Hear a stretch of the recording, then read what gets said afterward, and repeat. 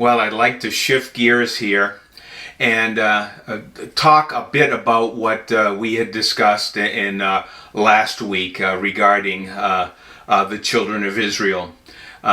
We had we brought a message last week regarding how fear can freeze you up, lock you in place, and can force your eyes off of the Lord and onto the situation that you're fearful in, and that whatever that circumstance is that may grip you with fear, it takes your eyes off the Lord.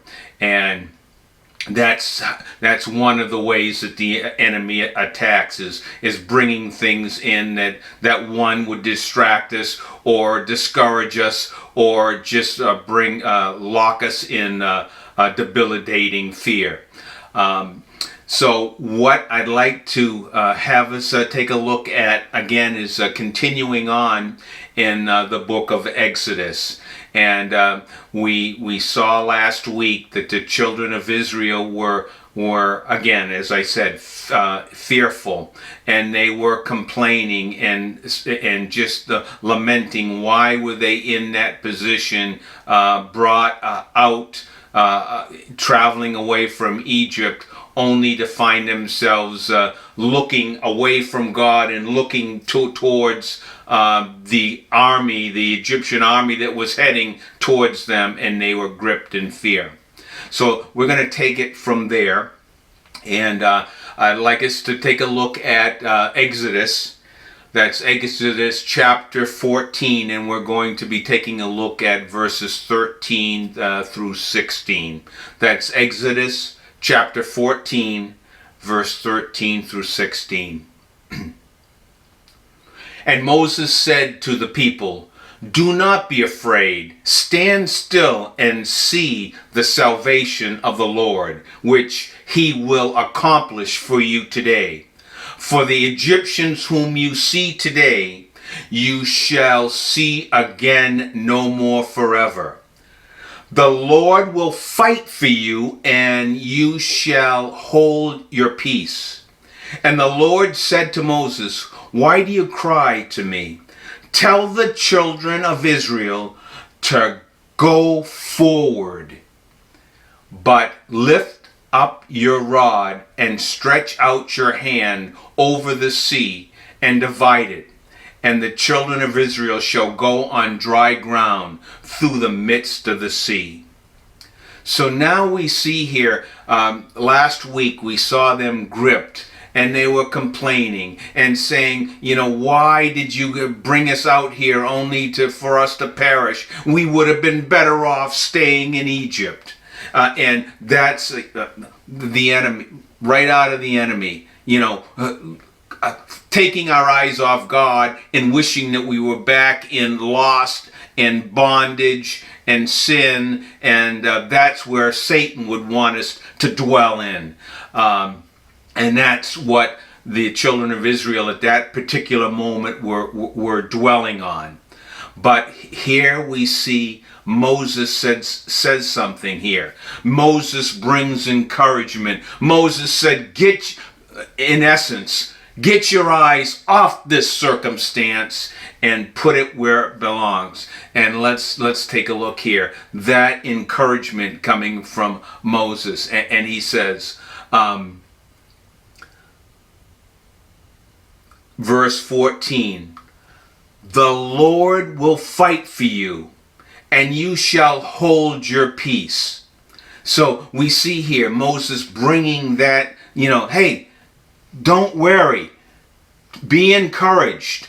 And let's move to, let's start there at verse 13 again, right at the beginning. "And Moses said to the people, do not be afraid. Do not be afraid. Stand still and see the salvation of the Lord." So we see here Moses bringing that encouragement. Stand, and you'll see God's salvation. You'll see our deliverer. But stand and see further in verse 13. See the salvation of the Lord, which he will accomplish for you today. So Moses bringing that encouragement, taking their eyes off that circumstance and putting it where it should be. God is there. Look towards his salvation. He is with us today. So many times the enemy wants us to be stuck in there, but you may come in contact with someone that just seems to be down, that they need encouragement, and you can come alongside and bring that encouragement to that one that might be hurting, that might be down, that might be depressed. And always be prayed up and asking God to give you the words that would bless that one that you come in contact with, that words of encouragement. And we can be an encouragement when you look around and you see so many people that are struggling right now, especially over this past year with COVID and people just being depressed. Many suicides have taken place because of COVID, and people just feeling hopeless and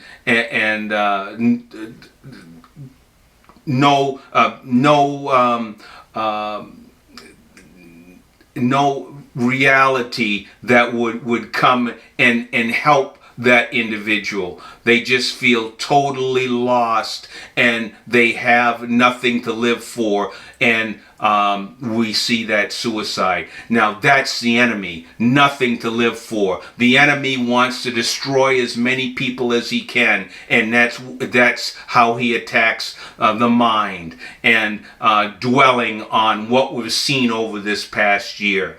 But you and I can come alongside and be a blessing, be an encourager, take their eyes off that particular situation that they might be dealing with, and again, praying and asking God to put those words on your heart to share with that one that you might come in contact with, to bring that encouragement, to bring that hope that is in Jesus, that people don't have to be stuck in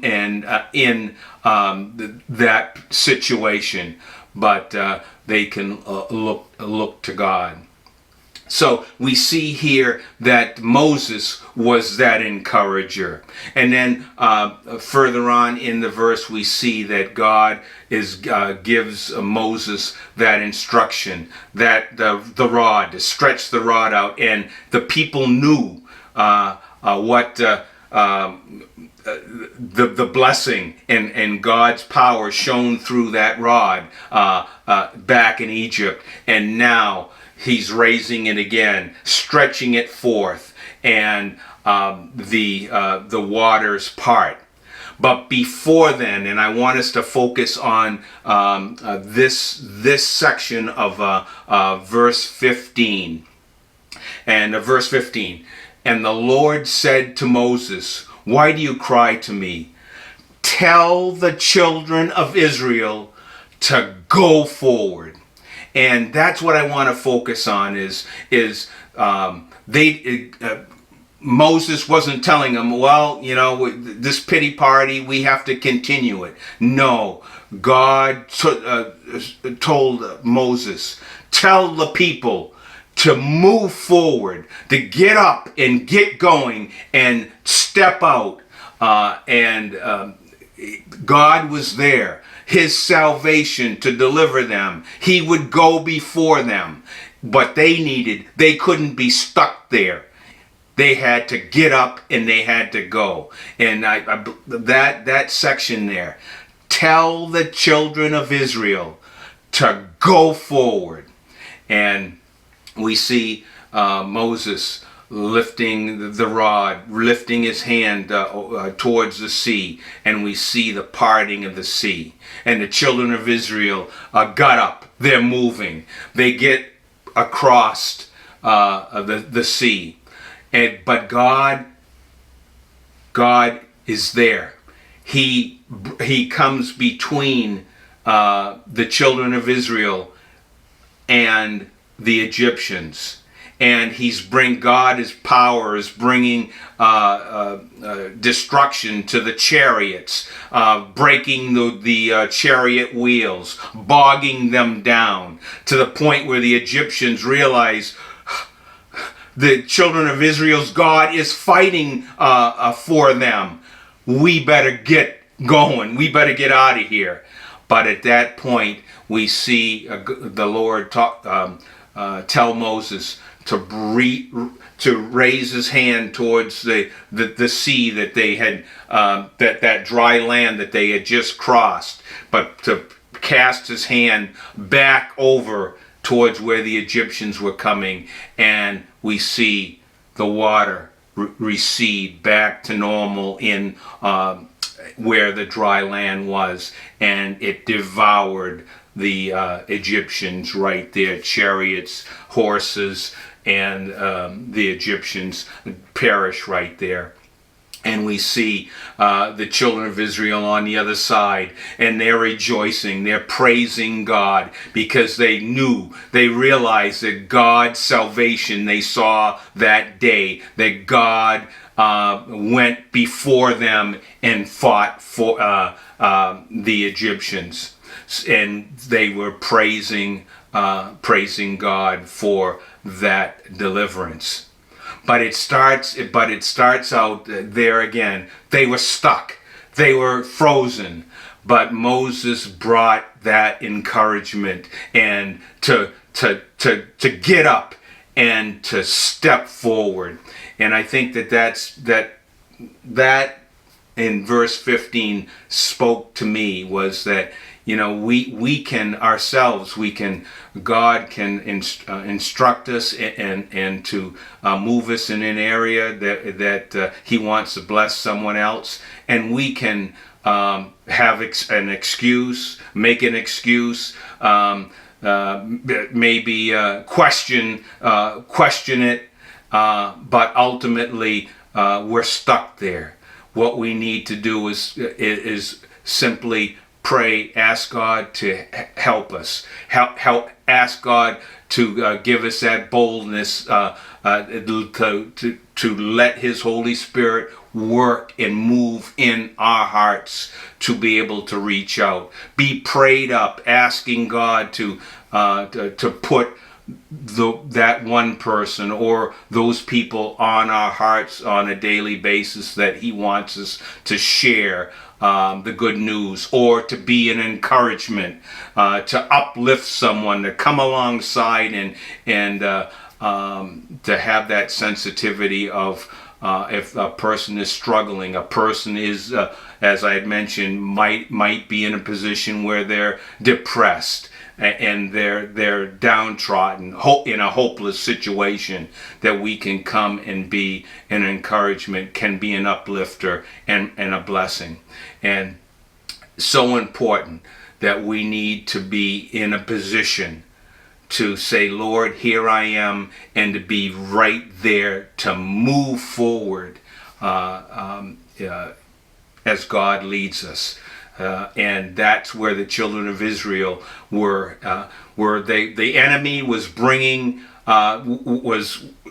wanted them to be stuck and frozen, and taking their eyes off God, putting it on what they saw coming, instead of realizing that, you know, God was their salvation. God would fight for them that day. And Moses again brought that encouragement and turned their eyes back to the Lord. And we see that God went in, and that day He blessed the children of Israel. He fought for them, and he delivered them safely on dry land across the sea.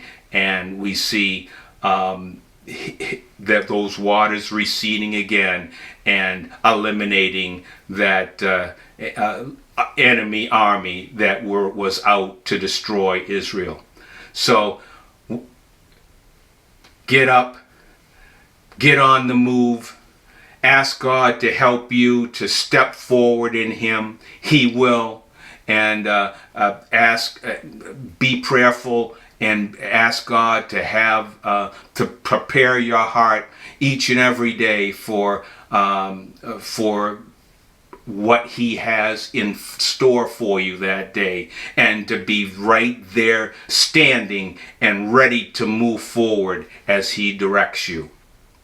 And that's my perspective and comments.